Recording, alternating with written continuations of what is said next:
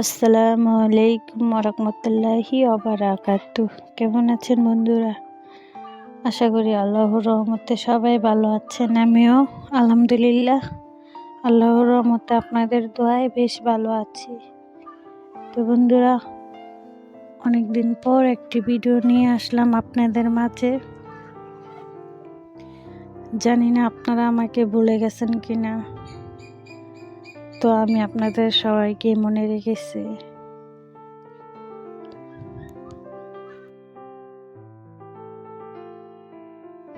তো বন্ধুরা, এই তো আজকে আমি রান্না বান্না করব। এই আমাদের বাড়ির পাশেই আমি লাউ শাক বুনেছিলাম, সকালবেলা পেরে নিয়ে এসেছি। লাউ শাক দিয়ে নলা মাছ রান্না করবো আর লাউ শাকের ভাজি। তো লাউ শাক দিয়ে দুইটা রেসিপি তৈরি করব। তো রান্না করতে আসলাম একমাত্র আপনাদের জন্য, একটা ভিডিও করার জন্য। তো 5 দিন 6 দিন হয়ে যাবে আপনাদের মাঝে কোনো ভিডিও দেই না, হয়তো বা আপনারা আমাকে ভুলে যেতে পারেন। তা আপনাদের জন্য কষ্ট হলো। আমি আজকের পরেতে 2 দিন পর পর, 1 দিন পর পর ভিডিও দিতে চেষ্টা করবো ইনশাল্লাহ, আগের মতো। তো আমার ওই ভিডিওতে আপনারা দেখেছেন আমি কেন ভিডিও দিতে পারিনি, কারণ আমার দুলাভাই রোড অ্যাক্সিডেন্টে মারা গেছিল, অনেক মর্মান্তিক মৃত্যু হয়েছিল। তো এই দিনই আল্লাহ আমার দুলাভাইয়ের মরণ রেখেছিল, তাই হায়াত নেই, মারা গেছে। তো আমার দুলাভাইয়ের বয়স হলো 42 বছর ছিল। তো 2টা ছেলে ছিল, একটা 11 বছরের আর একটা 18 বছরের। তো আমার বোনের বিবাহ 19 বছরের বিবাহ বয়স হয়েছে। তো এই সময় আল্লাহ নিয়ে যাবে আমার দুলাভাইকে ভাবতেও পারিনি।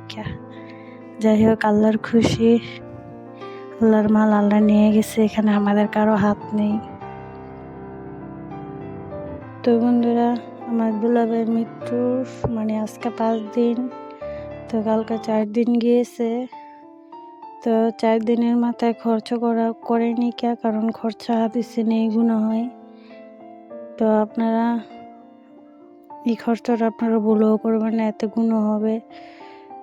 আপনারা যদি খরচ করতে চান, গরিব লোকদেরকে খাওয়াতে পারেন, মুন্সি রেখে বাড়িতে মিলাদ বা দোয়া কালেমা পড়াই দিতে পারেন। বা যারা একেবারে না খেয়ে থাকে বা যারা খেতে পারে না, খাওয়ান, তো গরিব তাদের জন্য রান্না করে খাওয়াতে পারেন, অনেক সওয়াব হবে, তারা দোয়া করবে। আশেপাশে বড় লোকে দাওয়াত দিয়ে না খাইয়ে।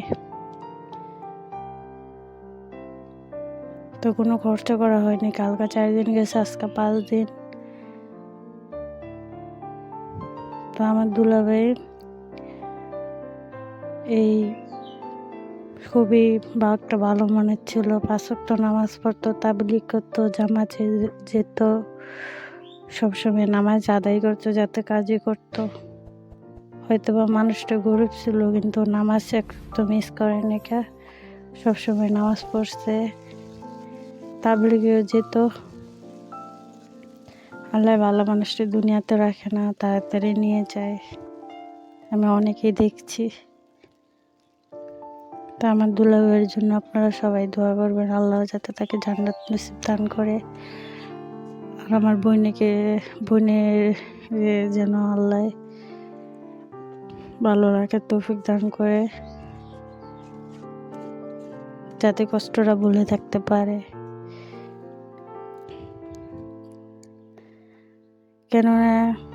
কেননা এই দিনে তো মরার কথা ছিল না, হবে মাত্র 42 বছর, 19 বছর বয়স হয়েছে। ছেলে দুটো ছোট ছোট। তো যেদিন আমার দুলাভাই মারা গেছে, আর পরের দিন আমার দুলাভাইয়ের ছেলের পরীক্ষা ছিল। তো কষ্ট করে হলো, ওই দিন পরের দিন বাবার লাশ মাটি দিয়ে, আগের দিন পরের দিন আমার ভাগিনা পরীক্ষা দিতে গিয়েছিল।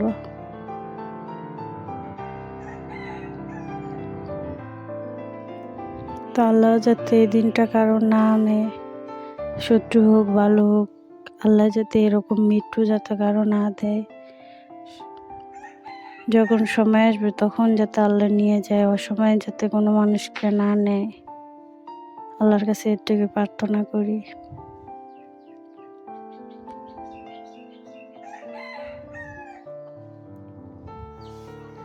যাই হোক বন্ধুরা, কষ্টটা তো মেনে নিতেই হবে।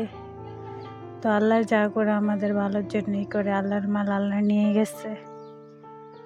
তো আমার দুলাভাই শনিবার সকাল 10টা বাজে মারা গিয়েছে হাসপাতালে নেওয়ার পথে।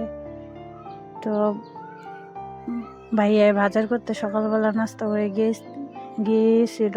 তো বাসায় আসার সময় এই তারাকে ধাক্কায় তো ভাইয়া রোডের মধ্যে পড়ে গেছে। তো পাউটা তারাকের চাকার ভিতরে মানে ঢুকে, তো পাউটা হলো মাংসগুলো সব থেতলে গেছে, মুখ সব কেটে গেছে, তাই অনেক রক্তক্ষরণ হয়েছিল, এর জন্য মারা গিয়েছে।